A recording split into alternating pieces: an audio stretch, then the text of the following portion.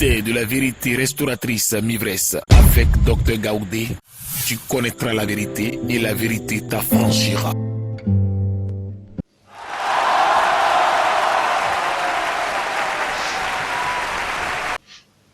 Amen.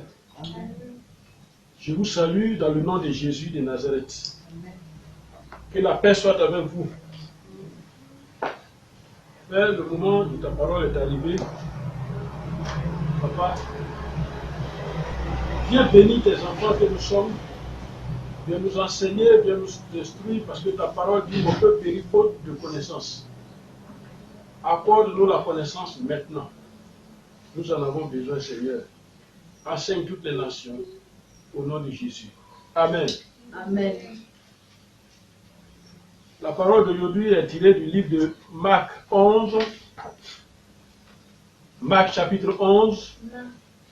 Le livre de Marc. Marc chapitre 11, verset 20 au verset 22. Marc chapitre 11, verset 20 au verset 22. Et la parole de Dieu dit: le matin en passant, les disciples virent le figuier séché jusqu'aux racines. Pierre, se rappelant ce qui s'était passé, dit à Jésus: Rabbi, regarde le figuier que tu as maudit à sécher.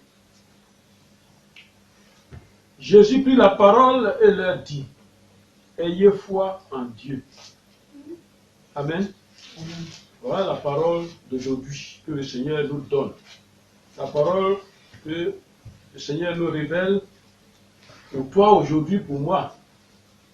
Et cette parole est tirée du livre de Marc, chapitre 11, verset 20 au verset 22. Amen. Amen. Vous connaissez cette histoire du figuier maudit.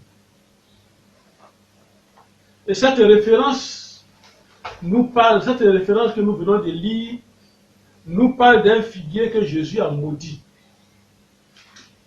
Et Jésus l'a maudit parce qu'il a espéré avoir des fruits sur cet arbre. Il a espéré des fruits de cet arbre. Alors cette scène s'est passée devant les disciples de Jésus. Alors il faut remarquer que ce n'était pas la saison des figues. Ce n'était pas la saison des fruits de cet arbre-là. Et Jésus a prononcé une parole contre ce figuier. En présence de ses disciples, il a prononcé une parole. Il a dit à ses disciples: allons prendre les figues, on va manger les fruits de cet arbre, allons, on va manger. Et en allant, il regarde le figuier, il sait qu'il n'y a pas, et il a prononcé une parole contre ce figuier. Il a dit que jamais personne ne mange de ton fruit. Que jamais personne ne mange de ton fruit. Les disciples ont entendu cette parole-là. Et cette même parole est répétée dans le livre de Matthieu. Matthieu 21, verset 19, qu'on va lire, il est écrit, et la parole dit, c'est Jésus qui parlait au figuier, que jamais fruit ne naisse de toi. Ce sont des paroles qui ont agi sur l'arbre. Cette parole-là a agi sur le figuier. Pourquoi? Jésus l'a fait, j'allais dire, Jésus l'a fait exprès. Il l'a fait pour démontrer la puissance de la foi. Parce qu'il était avec ses disciples, il fallait les enseigner. Il fallait enseigner ses disciples. Et il a démontré la puissance de la foi. Dans Marc 11, verset 20, il dit: le matin en passant, les disciples virent le figuier séché jusqu'aux racines. Et donc, ils se sont rendus compte, ils ont constaté maintenant que depuis que Jésus a prononcé cette parole-là sur l'arbre, depuis les feuilles jusqu'à la racine, l'arbre est devenu sec. Amen. Je vous ai dit ce matin, dans sa dernière phrase, par rapport à cette référence, au verset 22, Jésus prit la parole, parce que ça a étonné ses figuiers. Jésus prit la parole et puis il dit: ayez foi en Dieu. Amen. Ayez foi en Dieu. Donc voilà le test. Voilà, présenter le test. Ayez foi en Dieu. Aujourd'hui, nous allons parler de la foi. C'est le thème du jour, c'est la foi. On va parler de la foi. C'est le thème. Amen. Toi qui suis cette vidéo, je sais qu'on t'a parlé de la foi un jour, plusieurs fois à l'église. Et si je te demande, est-ce que tu as la foi, tu vas dire tu as la foi. Et nous tous, nous avons lu beaucoup de livres. On a lu beaucoup de versets sur la foi. On nous a prêché plusieurs fois sur la foi. Aujourd'hui, nous allons encore parler de la foi. Amen. Nous fréquentons des églises. Et nous sommes des chrétiens ou pas. Nous voulons être exaucés quand nous prions. Dans nos prières, nous voulons être exaucés. Et nous récitons même des formules de prière. Parce qu'on dit, cette formule de prière-là, si tu l'as fait, ce que tu veux là, ça va se réaliser. Si tu récites cette prière-là 90 fois, 100 fois, ça va se réaliser. Mais pourquoi nous récitons ça 90 fois, 100 fois? Parce que l'esprit de l'homme a besoin d'accepter quelque chose. Et pour faire accepter quelque chose à quelqu'un, c'est dans son esprit, dans son cerveau, dans sa pensée, il faut que l'esprit de l'homme accepte. Alors, en répétant quelque chose régulièrement, ça reste gravé dans ton esprit. Voilà pourquoi les gens nous font respecter, sinon il n'y a pas de formule magique. Et nous récitons donc ces prières-là 30 fois, 50 fois. Voilà, nous répétons les mêmes paroles et nous avons dit que nous avons prié. Et nous sommes continuellement aussi derrière les hommes de Dieu, on court après les hommes de Dieu. Nous courons toujours après les prophètes pour connaître notre demain. Et pourquoi des choses, voilà ce que nous voulons savoir, le pourquoi de ce qui m'arrive.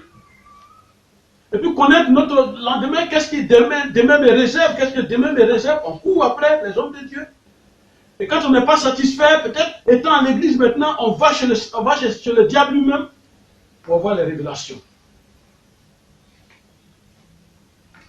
Dans une difficulté, dans un problème, nous sommes abattus. Alors que nous sommes chrétiens, et nous écoutons la parole de Dieu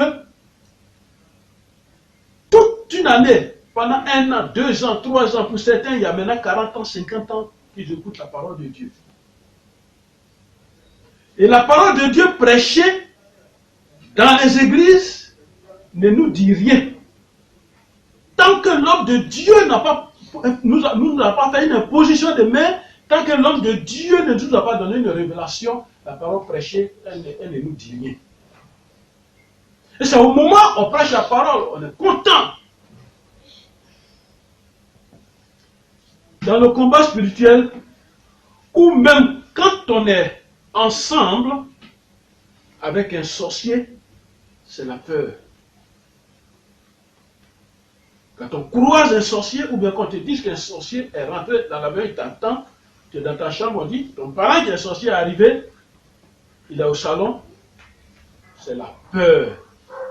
Si tu avais la possibilité de casser le mur par derrière puis fuir, tu le ferais. Et c'est en ce moment-là qu'on a tout oublié. On a tout oublié, tout. On a oublié. Tout ce qu'on nous a appris à l'église, tout ce qu'on a lu dans la Bible, c'est en ce moment-là qu'on a tout oublié parce que devant nous, il y a un problème. La peur a fait qu'on a des interdits. La peur, la crainte, on a des interdits. Ne pas aller au village, s'enfermer chez soi, sans communiquer avec les autres, parce qu'il y a les sorciers partout. Parce qu'il y a des sorciers. On ne va pas aux réunions de village. On ne va plus aux obsèques. Participe plus aux funérailles. Il y en a qui vont plus loin. Ils ont peur même de toucher un sorcier. On ne touche pas un sorcier. Et nous fuyons le monde. Et la parole, alors que la parole de Dieu dit, nous sommes la lumière du monde. Et nous fuyons le monde. La lumière que Dieu a allumée en toi, tu la prends et puis tu la caches. Il dit, on n'allume pas une lampe pour la mettre sous la table.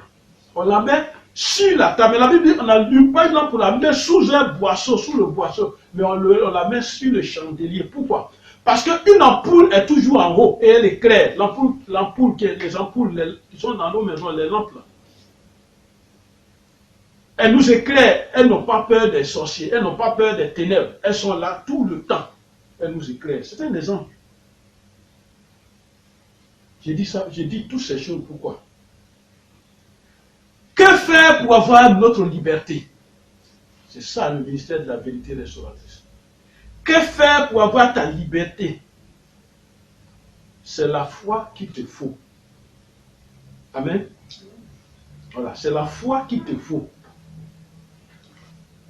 Et nous parlons de cette foi dans tous ses sens aujourd'hui. On va prendre tous ses sens et parler de la foi. Je ne suis pas venu te dire, il faut avoir la foi. Et la foi. Tu as la foi, tu vas avoir la foi. Non, non, non. Je ne dis pas à quelqu'un, il faut avoir la foi. Et la foi. Non. Mais nous allons rentrer en profondeur pour connaître la vérité qui est liée à la foi. Alors, suis-moi bien, suivez-moi bien. Amen. Amen. Qu'est-ce que la foi? Voilà, c'est le message d'aujourd'hui. Qu'est-ce que la foi? Mais je ne vais pas rentrer dans les connaissances de ce monde. Je ne vais pas rentrer dans les livres que les hommes ont écrits. Je ne vais pas rentrer dans la philosophie. Et je ne vais pas rentrer dans la psychologie. Je ne vais pas rentrer dans les grandes études. Mais je vais rentrer dans quelque chose, dans un livre qu'on appelle la Bible. Et je reste dans le contexte de la Bible et nous allons décortiquer à travers la Bible parce que c'est ce que le Seigneur m'a demandé. Je ne prends pas les pensées humaines, je ne prends pas les pensées des gens. Je ne dis pas que c'est mauvais, ce sont de bonnes pensées. Mais le Seigneur me dit, qu'est-ce que moi j'ai dit? Quand je lui pose, qu'est-ce que moi j'ai dit dans la Bible? Amen. Qu'est-ce que la foi? Avant de définir la foi selon la Bible, laisse-moi te dire que la foi est un élément bloquant dans la vie. La foi, c'est un élément bloquant dans le monde spirituel comme dans le monde physique. C'est un élément bloquant. C'est un élément aussi qui peut débloquer. Quand il dit la foi est un élément bloquant ou pas dans la vie spirituelle. Dans ta vie, c'est un élément bloquant. Et il est important. Et j'allais dire, c'est l'élément le plus important dans le monde spirituel. Quand tu prends le chemin de la vie chrétienne, il faut connaître ce que c'est que la foi. Amen. Je dis, c'est un élément bloquant. Comment? Beaucoup vont à l'église, mais ne l'ont pas. N'ont pas la foi. Amen. Amen. Et ils ne la cherchent pas. Et ils ne cherchent pas à comprendre la foi. Mais ils vont à l'église. Si chacun de nous cherchait à comprendre ce que Dieu dit sur la foi, en vérité, il y a des choses, l'église allait se lancer, l'église allait s'élever. Or, la foi occupe ou doit occuper la première place dans notre marche avec Jésus-Christ, avec Dieu. La foi doit occuper la première place. C'est parce que la foi n'occupe pas la première place qu'on court. Si je n'ai pas la croix de Jésus au cou, on va m'avoir. Si je n'ai pas un objet spirituel dans ma poche, on va m'avoir. Si je n'ai pas l'image de la Vierge Marie dans mon porte-monnaie, on va m'avoir.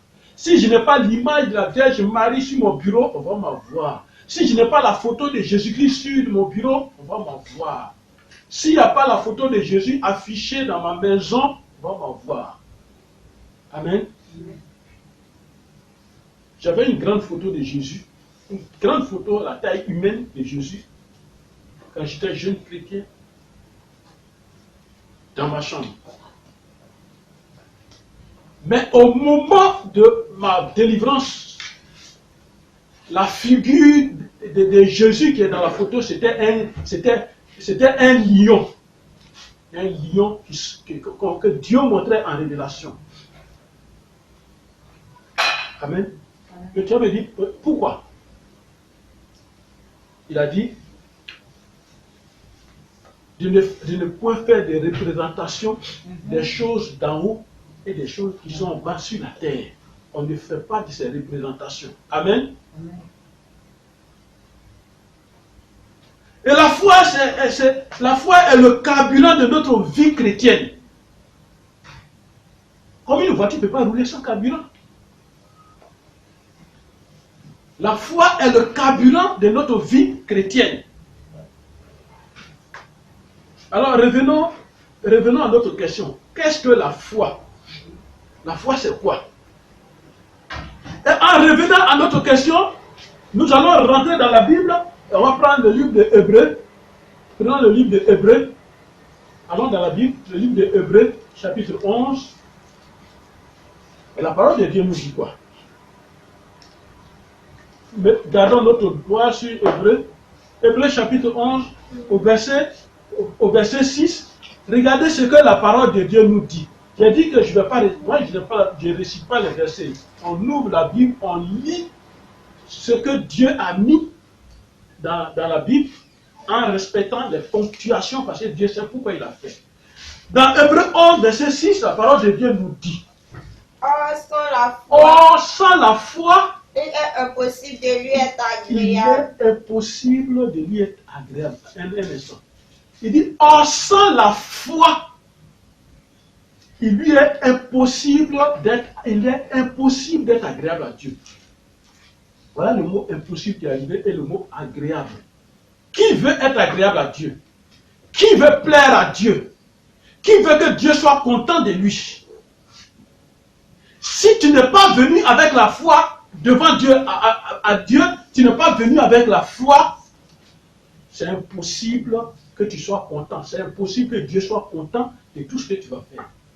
C'est pourquoi il dit, sans la foi, il est impossible d'être agréable à Dieu. Donc voilà un obstacle, voilà quelque chose qui commence. Et il continue, il dit, car il faut que celui qui s'approche de Dieu croit que Dieu existe. Voilà, il doit croire que Dieu existe. Un instant. Pour croire que Dieu existe, ce n'est pas mathématique. Pour croire que Dieu existe, ce n'est pas une conjugaison pour dire ce verbe-là, je sais le conjuguer au plus que parfait. Non, ce n'est pas cela. Ce n'est pas une philosophie pour dire tel philosophe a dit ça. Non, ce n'est pas ça. Ce n'est pas un psychologue pour dire cette psychologie a dit ça. Non, ce n'est pas ça. Ce n'est pas un niveau intellectuel. Non, ce n'est pas ça. Ce n'est pas les connaissances de l'homme. Ce n'est pas ça. Il dit, car il faut que celui qui s'approche de Dieu, toi qui décides de t'approcher de Dieu, la seule chose à laquelle tu dois croire, c'est que Dieu existe. Et pour croire que Dieu existe, qu'est-ce qui permet de faire ça? C'est la foi. Amen. Amen.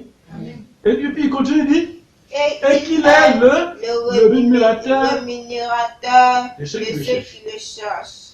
Il est le rémunérateur de ceux qui le cherchent. Ça veut dire quoi? C'est lui Dieu qui paye. C'est lui Dieu qui récompense. C'est lui Dieu qui donne salaire. C'est lui Dieu qui remercie. C'est lui Dieu qui est reconnaissant par rapport aux actes qu'on pose.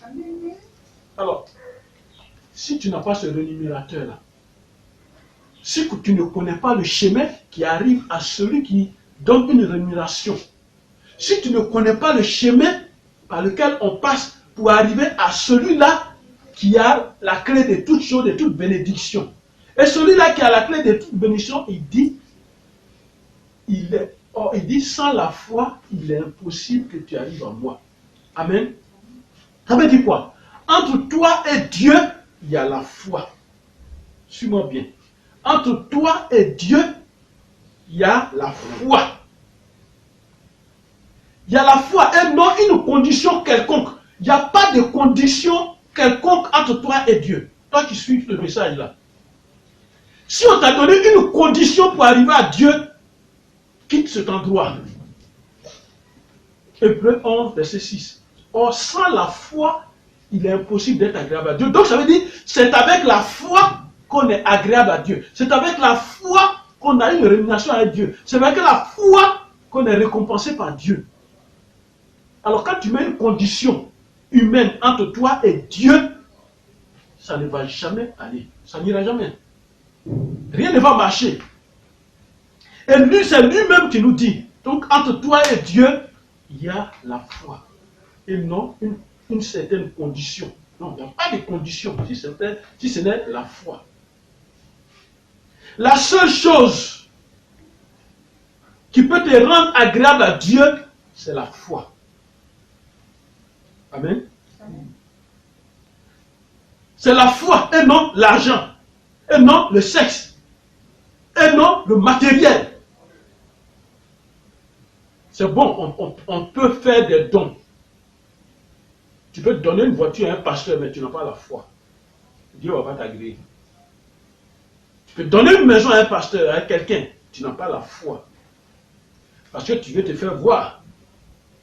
Mais tu n'as pas la foi.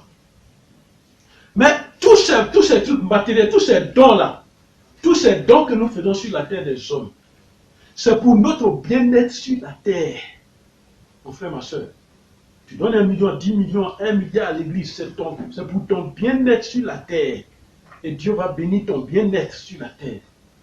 Mais quelle est la relation qui est entre toi et Dieu? Est-ce que la communication passe réellement et rapidement? C'est la foi qui peut faire ça. Quand tu as fini de tout faire, il faut chercher la foi pour mettre entre toi et Dieu maintenant. Pour aller à Dieu, il y a la foi. Allons dans Hébreux 12. Prenons la parole de Dieu, Hébreux 12. Amen. Allons dans Hébreux 12. Hébreux 12, au verset 2. La parole de Dieu nous dit. Hébreux 12, verset 2. Ayant les regards sur Jésus, ayant les regards sur Jésus, le chef et le consommateur de la foi. Un instant. Il dit, ayant le regard sur Jésus, Jésus est comment on l'appelait? Le chef et le consommateur de la foi. C'est comme si on disait, le chef et le consommateur du riz. Voilà. C'est lui, Jésus, sa nourriture, c'est la foi. Alors, pour que tu sois d'accord avec lui, rentre dans cette consommation. Il dit, ayant fixé le regard sur Jésus, le chef, et le consommateur de la foi, et puis il continue, il dit, qui en vue de la joie, qui lui était réservé, à tout faire, la croix, méprisée, ignominie, était assis à la droite du trône de Dieu. Amen. Amen. Amen. Donc Jésus est le chef et le consommateur de la foi. C'est-à-dire, c'est la foi seulement que Jésus attend de toi, de moi. C'est comme si tu disais, moi je suis assis, au lieu de m'envoyer foutu banane, au lieu d'envoyer spaghetti, d'envoyer tout ça de nourriture, je t'attends, viens, on va manger la foi. On va manger la foi. C'est la foi qui est notre nourriture. Amen. Donc retiens que l'homme est là, Dieu est là. La relation pour passer, aller à Dieu, c'est la foi qui est au milieu. La foi qui fait qu'on arrive chez Dieu. C'est avec la foi qu'on peut passer par Jésus-Christ. Parce que Jésus, il a dit, nul ne vient au Père que par moi. Mais c'est avec la foi qu'on peut accepter que Jésus lui-même il existe. Il n'y a rien d'autre. Amen. Il n'y a rien d'autre. Alors la foi c'est quoi? Tu connais. Retournons dans Hébreux 11. Tu connais ce que c'est que la foi. Hébreux 11, verset 1. On connaît ce verset. Il dit, continue. Or la foi est une ferme assurance des choses qu'on espère, une démonstration de ce qu'on ne voit pas. Voilà. Donc vous voyez que je n'ai pas eu besoin d'un dictionnaire pour définir la foi. Il n'a pas eu besoin d'une pensée humaine pour définir la foi. Dieu même a défini la foi déjà. Il dit, or la foi est une ferme assurance des choses qu'on espère, une démonstration de celles qu'on ne voit pas. Et ce verset-là, nous on le récite régulièrement, on le récite comme ça dans les églises, on récite. Et quand tu as fini de réciter, on dit, regardez, il n'a même pas la foi. Tu poses un acte, on dit, mon frère, tu n'as pas la foi. Il dit, moi j'ai la foi, ça va devenir bagarre, moi j'ai la foi. Amen. Mais aujourd'hui, on va chercher à avoir cette foi-là. Il dit la foi est une ferme assurance des choses qu'on espère, une démonstration de celles qu'on ne voit pas. On va utiliser cette parole qu'on dit régulièrement, là. On va l'utiliser aujourd'hui. Et toi-même, tu seras content. Alors, sur la base de cette parole-là, suivez-moi très bien, sur la base de cette parole, nous allons rentrer dedans. Dans ce verset, nous trouvons deux mots.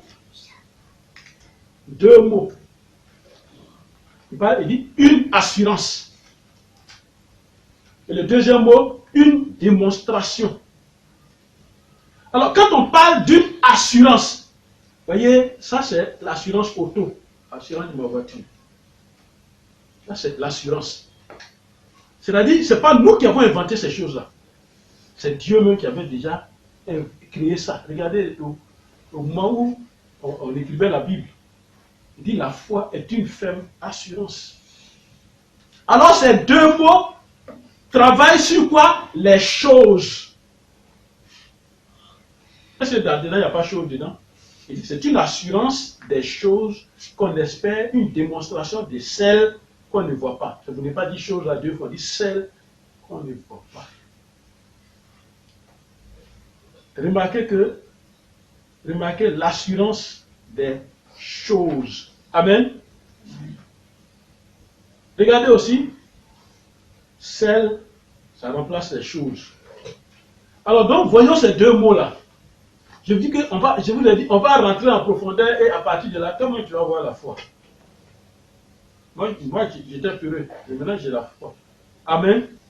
Voilà. On va rentrer dans ces deux mots-là.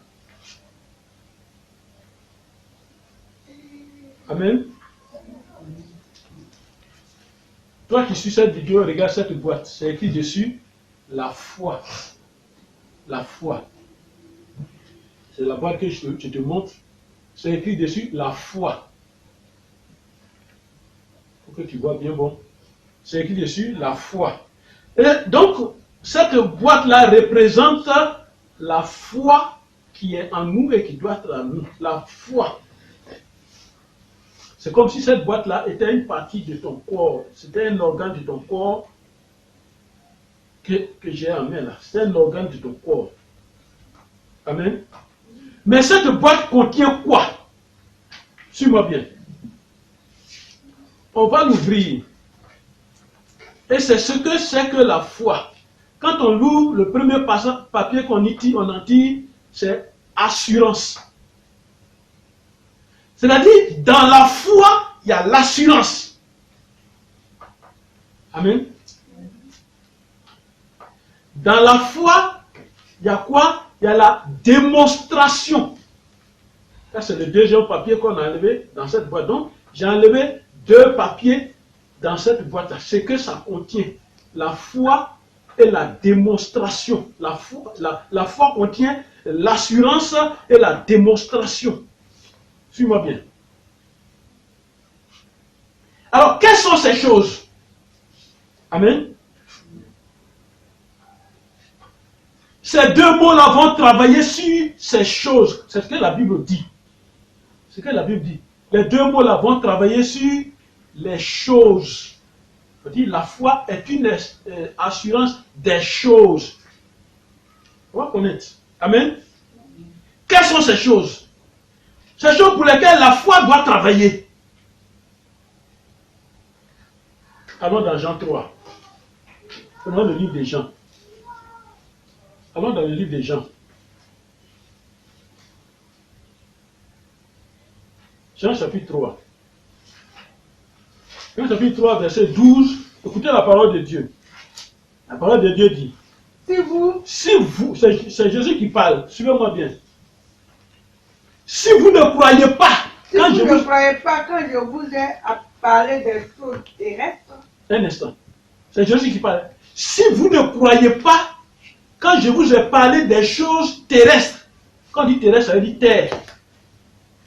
Quand je vous ai parlé des choses terrestres, le mot chose est revenu, hein, les choses qu'on disait. Si vous ne croyez pas quand je vous ai parlé des choses terrestres, et puis il continue, il dit, comment croirez-vous quand je vous parlerai des choses célestes?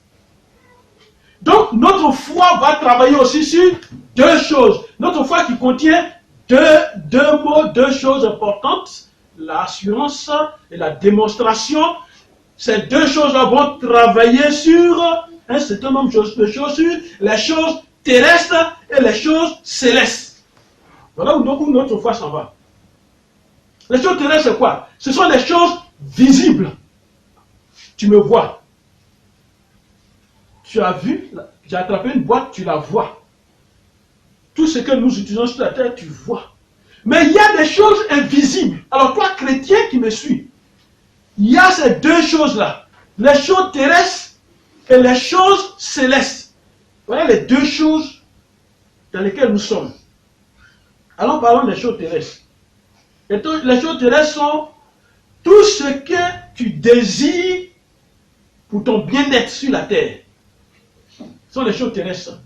Tout ce que tu désires pour ton bien-être sur la terre. Jésus a dit à ses disciples, à un moment donné, il n'y a pas à manger, il n'y a rien, il n'y a rien à manger. Et ils étaient dans un lieu où il n'y a même pas de maison, il n'y a rien. Il fallait faire le miracle. Donc à ce moment-là, c'est les choses terrestres maintenant. Il a fait venir le pain, le poisson, il a multiplié. Ce sont des besoins. Tout ce que tu désires comme argent, maison, épouse, promotion, avion, société, chaussures, voiture, habits, époux, emploi, bateau, équipement, meubles, tout ce que tu désires, voilà les choses terrestres. Ce n'est pas limité. Voilà les choses terrestres. Et c'est pourquoi Jésus dit, quand je vous parle des choses terrestres, vous ne m'écoutez pas. Comment faire pour avoir les choses terrestres? Alors quand je vais vous parler des choses célestes, comment vous allez faire? Les choses que vous voyez là. Amen. Alors, quelles sont les choses célestes? Les choses célestes sont invisibles. C'est quoi? La paix que Jésus donne. Est-ce qu'on peut attraper la paix? Est-ce qu'on la voit? Mais on dit son nom, on ne la voit pas. La paix est importante pour nous, pour toi, pour moi. C'est la paix qui nous permet de dormir tranquillement. Et puis, il n'y a pas de bandits qui cassent les portes, les fenêtres, ou bien qui viennent nous braquer. C'est la paix qui nous permet d'être heureux sur la terre des hommes. C'est la paix qui nous permet de dormir tranquillement. Que la paix soit avec vous. Amen. Et les choses célestes, c'est quoi? C'est la gloire. Qui peut dire qu'il voit sa gloire? Dieu de gloire. Et cette gloire-là, il la partage. Quand il met sa gloire sur toi, partout où tu passes, c'est toi. C'est toi qu'on accueille, on acclame. Les choses célestes, c'est quoi? C'est la renommée. On parlera de toi. Dans toutes les nations, on parle de toi. Partout, on parle de toi en bien. C'est la renommée. Et Dieu, Jésus a besoin de restaurer cette renommée. Parce qu'on t'a envoyé sur la terre, c'était pour qu'on parle de toi. Parce que tu dois changer la face de la terre. Mais on parle de toi comment? Est-ce qu'on parle de toi? Les choses invisibles, les choses célestes. C'est la protection. C'est l'Esprit de Dieu, le Saint-Esprit qui doit être avec toi. C'est la grâce de Dieu qui doit être sur toi. La grâce de Dieu. C'est l'autorité du croyant, l'autorité du chrétien que tu dois avoir. Ce n'est pas des choses palpables. C'est la puissance venant de Dieu. C'est la victoire en toutes choses. Amen. Les choses terrestres, c'est quoi? C'est les anges qui doivent t'accompagner, au lieu que ce soit les démons qui t'accompagnent. Partout où tu vas, ceux qui voient spirituellement bien, vont dire, quand on te voit, il y a la lumière autour de toi. Et les anges qui sont autour de toi, on voit des gens autour de toi. Les choses visibles, ces anges-là, quand tu as la foi, ils sont dans la voiture avec toi, la voiture que tu conduis, même si tu es seul à minuit, ils sont avec toi, ils sont dans la voiture. Ceux qui voient, quand ils dépassent la voiture, ils voient que la voiture est remplie de personnes. Il y a des gens qui sont en blanc assis autour, à côté de toi, derrière la voiture. Et ils voient. Amen. Amen. Nous avons prié une nuit, on a fini de prier. On est parti dormir. Et la voisine dit, demain, hier nuit, vous avez prié jusqu'au matin. Il y avait des cantines, vous chantez tout ça. Alors que nous, jusqu'à 22 h, on a fini, on dort. Ce sont les anges qui ont continué. Parce que Dieu aime là où on adore. Nous, on est parti dormir, les anges ont continué dans la maison, ils ont fait une veillée de prière. Les choses invisibles, c'est quoi? C'est Dieu. On ne le voit pas. C'est pourquoi Jésus nous pose la question. Quand je vais te parler des choses terrestres que tu vois, tu ne crois pas. Et si je te parle des choses célestes? Amen. C'est Jésus-Christ. Ce sont les dons spirituels. Les dons spirituels. C'est la faveur de Dieu. La faveur de Dieu, qu'elle est sur quelqu'un, partout où tu passes, même vous êtes trois, un faux conducteur, un faux chauffeur, il rentre parmi vous, toi tu es épargné. Amen. On dit il y a le feu quelque part, toi tu es dedans, tout le monde est étonné, oh le feu, comment on va le sortir? Et c'est toi qui sors de l'autre côté de la maison, et c'est toi qui rends témoignage. La faveur de Dieu est sur toi. On parlera de la faveur de Dieu un autre jour. Les choses spirituelles, c'est le pouvoir. Les choses spirituelles, c'est la force spirituelle. Alors, cette liste-là, elle est longue. Je ne veux pas, parce que tout le temps, il y en a beaucoup, des choses que tu ne vois pas. Alors, voilà les deux groupes de choses que nous cherchons à voir dans ce monde, dans cette vie. Mais comment les avoir? Par la foi.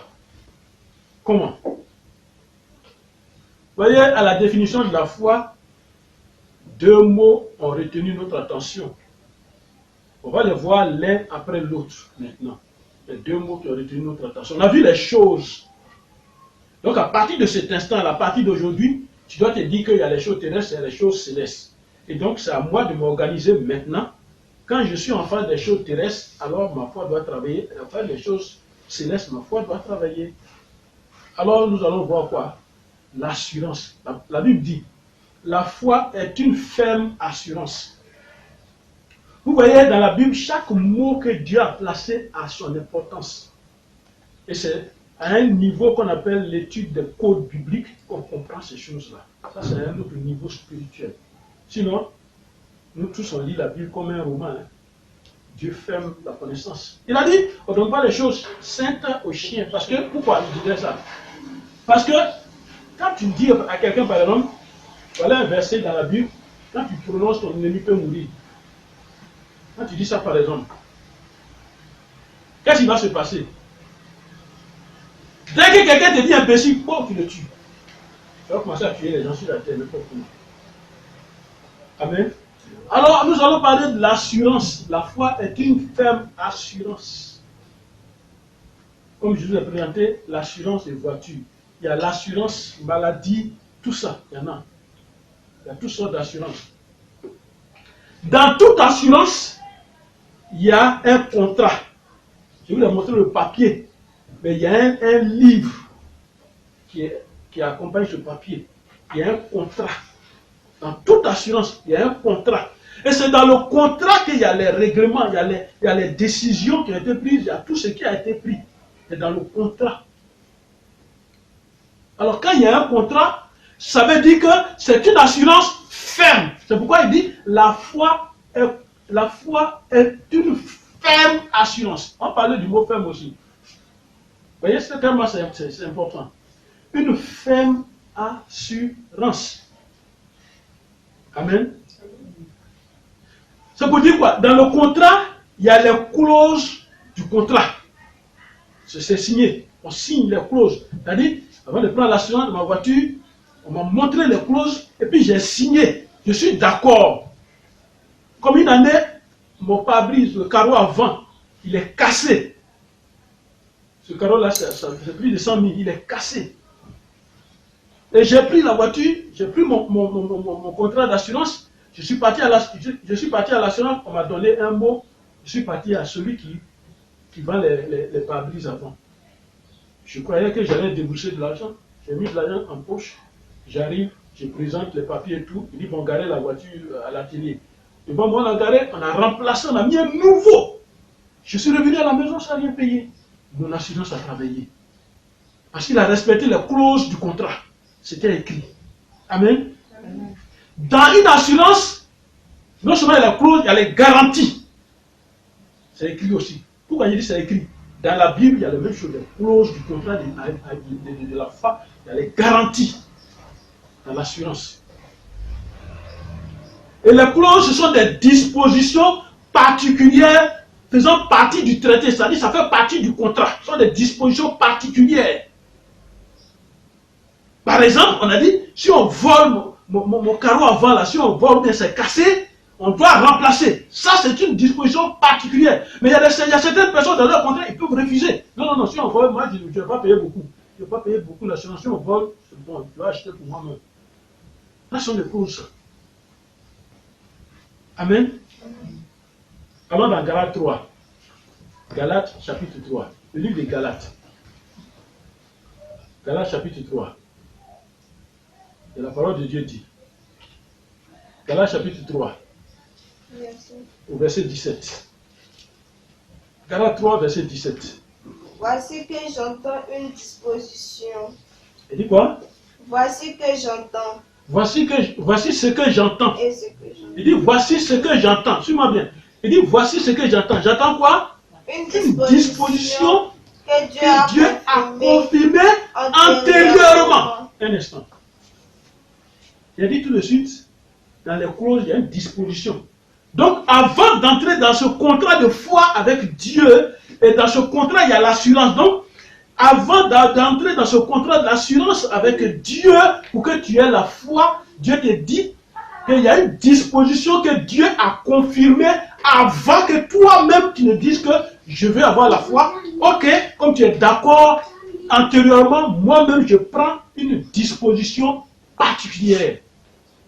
Est-ce que tu me suis? Amen. Ne peut pas être annulé. Alors, cette disposition particulière ne peut pas être annulée. Alors, l'assurance que tu vas avoir dans la foi aujourd'hui, elle ne peut pas être annulée. Amen. Et ainsi, il y a dedans aussi la promesse rendue vaine. La promesse que les gens pensent que cette promesse-là, elle est vaine par la loi survenue 400 ans plus tard.